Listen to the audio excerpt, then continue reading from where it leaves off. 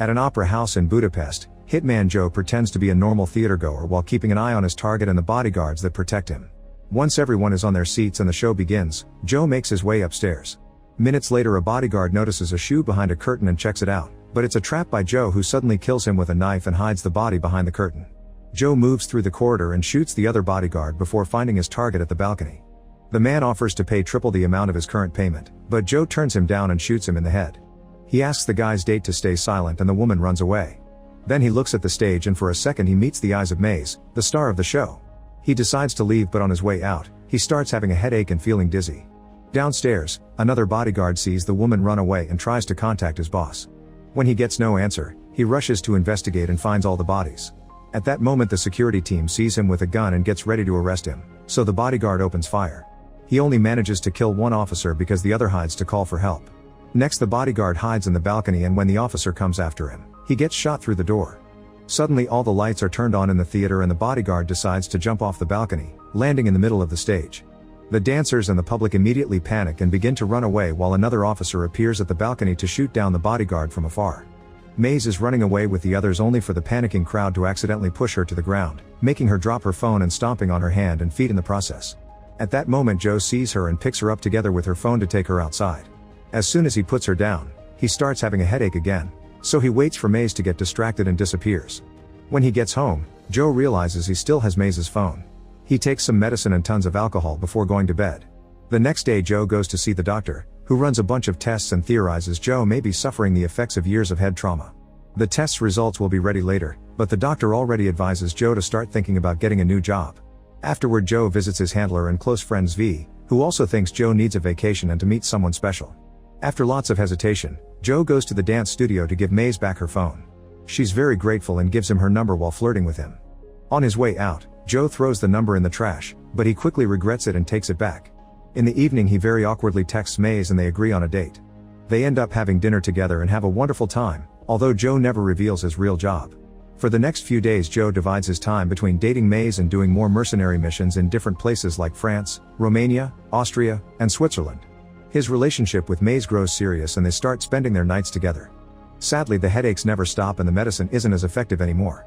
When the test results are finally ready, the doctor has bad news for Joe. He has a neurodegenerative brain disorder. There's no cure for it, which means Joe only has 3 months left to live. Stuck in a state of shock, Joe turns down the doctor's offer of palliative care and therapy. Instead, he goes home and starts researching the illness online. There are many videos of people losing control of their limbs and information confirming there's no cure. Joe grabs a gun and considers ending things, but he reminds himself to think of Maze. He opens a secret safe in the floor and takes out all his money, then he grabs all his weapons and throws them in the river. The following day, Joe goes to see Zvi and says he wants to offer $2 million for his own head. He would have self-deleted, but life insurance won't pay for that, and he wants Maze to get the insurance money. However, Zvi refuses to put a contract on his best friend, no matter how much he pays. Afterward, Joe goes to see Antoinette, who also used to be an assassin and nowadays she works as a handler. Her bodyguard is Max, a killer known for his brutality. Antoinette has a personal grudge against Joe because he killed her father even though he mentored him, so she's delighted to put a contract on his head. Since Joe still has a few things to do, he asks her to activate the mission at midnight.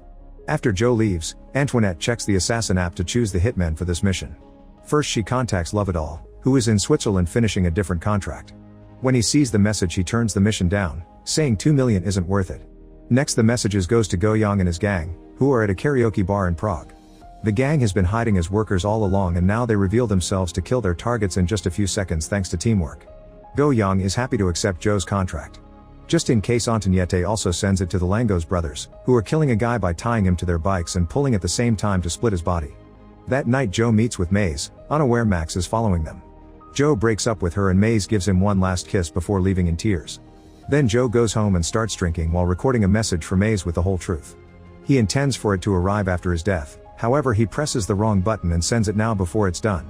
While Maze hears the message, Joe gets a call from his doctor, who drops big news: Joe's test results got mixed with another patient's. He isn't going to die, in fact he's perfectly healthy and he could live a long life. There are only 5 minutes left before midnight, so Joe gets a trap ready. Soon Goyang and his gang arrive and use cigarette smoke to reveal the laser sensor at the entrance.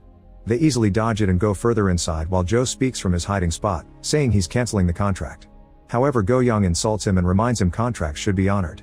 A gang member follows the voice into the bathroom, where Joe is waiting to fight. The guy is very good at martial arts, but Joe easily overpowers him and throws him through a glass wall. Next, a woman with an axe slashes his back, only for Joe to push her down on the broken glass and drag her throat on the shards to kill her. The previous guy gets angry and attacks again, but when he tries a special kick, Joe breaks his leg, then he throws him through the wall. Next, another gang member attacks Joe with a sword, triggering another fight. After exchanging a few hits, Joe grabs the man's arm to break it and disarm him. Then he kills him by throwing him against a column. The last gang member comes after Joe with 2 big blades, and after lots of missed hits, she manages to stab Joe on his shoulder. He's capable to continue fighting like this and punches the woman extra hard, causing her to lose a bunch of teeth. The only one left is Go-Young, who throws a knife at Joe's leg only for Joe to kill him with the blade from his shoulder. After lighting Go-Young's cigarettes as goodbye, Joe leaves the apartment and activates a trap, blowing up his home and killing the toothless woman. Her body is ejected through the window and lands on the gang's car, making it explode as well. On the street, Joe uses Go-Young's phone to call Antoinette, saying he's canceling the contract but she can keep the money. Antoinette gets furious because she still wants revenge for her father and announces she'll be doubling the reward. Hearing some bikes approaching, he enters an old building and is surrounded by the Langos brothers, who do tricks with their bikes to attack. Joe manages to dodge a few, but most of their attacks keep bringing him down.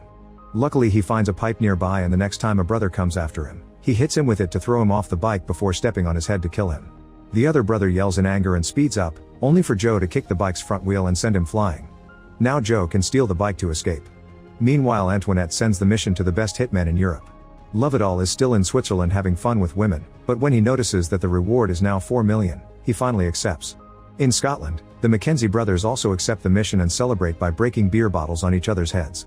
In a dirty club in England, the party girls pretend to be dancers to kill all the clients with weapons cleverly hidden in their small clothes. A client tries to fight back, but the girls are good fighters and easily bring him down.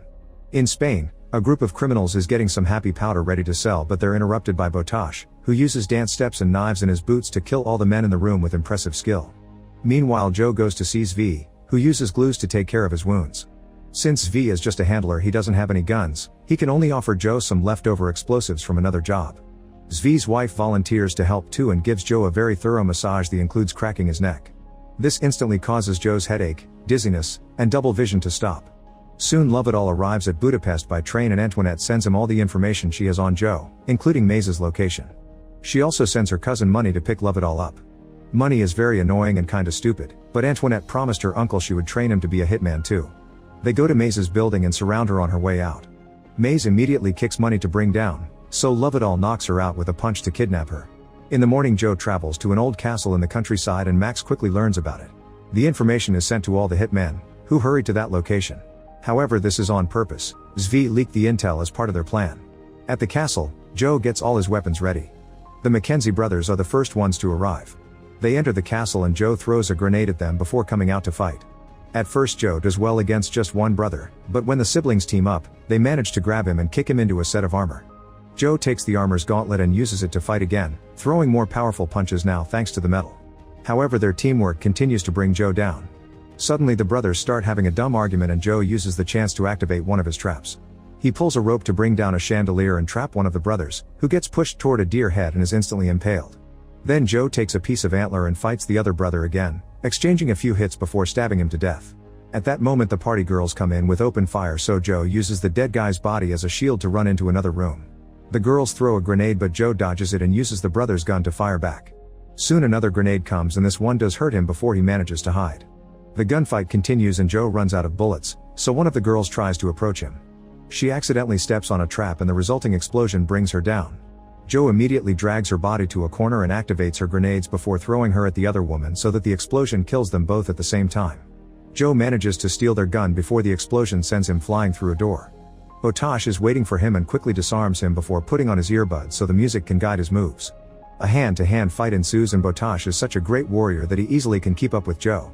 They keep throwing each other all over the room and Botash hurts Joe with his boots, so in return Joe makes him lose the earbuds. Since punches are doing nothing, they grab a pair of swords to keep on fighting. After a few minutes, Joe manages to disarm Botash, who finds a gun and opens fire. Joe runs to hide behind a table and activates another trap that blows Botash up, only leaving his boots behind. Outside, Lovedal's group arrives and he immediately guesses this is a trap because he sees all the hitmen's vehicles at the entrance.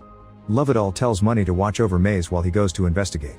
As soon as Lovedal is out of sight, Maze says she needs to stretch her legs and manipulates Money into letting her leave the car. Then she pretends to fall and grabs a branch to knock money out. Meanwhile, Lovedoll calls Joe using Maze's phone and offers to free her if Joe hands himself in. They're forced to hang up when Max arrives with a whole armed team. They enter the castle and begin looking around while being careful to avoid any traps. Joe is hiding in the shadows and activates an explosive that brings down half the team. Then Joe sneaks around to stab a soldier and take his gun, using it to kill the other guys in the room and escape through the back door. Lovedoll is waiting for him in the garden and makes him drop the gun. Before they can reach a deal, Maze appears in Money's car and runs over Lovedoll before opening the door for Joe. The couple escapes together while Max's remaining men try to open fire to no avail. On the road, Joe finally tells Maze everything about the Ilness mix-up and his real job. He explains he kills criminals and not civilians. He also swears he's retiring. Maze is glad to hear that because she's pregnant. As they agree to work things out, Maze passes out and Joe discovers a bullet wound in her neck. He decides to ditch the car and carries Maze to the nearest building, which happens to be a church. Thankfully, the bullet only grazed Maze's body and she quickly wakes up. Joe is so relieved that he asks her to marry him and she agrees. The local priest is skeptical because they don't have a marriage license, there are no witnesses, and neither of them are Catholic. In the end, he agrees to do it if they give confession. The poor priest ends up horrified to hear all of Joe's assassinations, but when Joe explains he wants a second chance in life to be a father, the priest agrees to give him redemption as long as he swears to retire. The humble ceremony begins and Joe uses a grenade pin as a ring. They're interrupted by Lovedoll, who opens fire. Joe tackles Maze to save her and the priest is shot instead. Suddenly a grenade is thrown inside the church and the explosion causes enough smoke for Joe and Maze to escape with the priest. The explosive came from Max, who starts arguing with Lovedoll over whose contract this is. While in the back room the couple takes care of the priest's wound, Lovedoll opens fire and manages to bring a few of Max's men down. Joe soon comes back and shoots a few soldiers down as well. Grenades keep falling and exploding, which start a small fire. When Lovedoll tries to fight a soldier hand to hand, Max throws another explosive that makes a scaffolding fall and trap Lovedoll. Max then starts searching the church, killing his last man because he's injured. Joe tries to surprise him from behind and they end up in a standoff, only for Joe to discover he's run out of bullets. A smug Max announces he's won, but before he can shoot, Maze blows up his head first. In the meantime, Antoinette gets her things ready to leave the country. Zvi shows up to announce she broke the rules just like her father and shoots her in the head. Sometime later, Joe and Maze have a proper wedding with the now recovered priest and all their friends. Joe is ready to start his life as a retired man, but Maze realizes raising a kid is very expensive and tells her husband to maybe do a couple more jobs.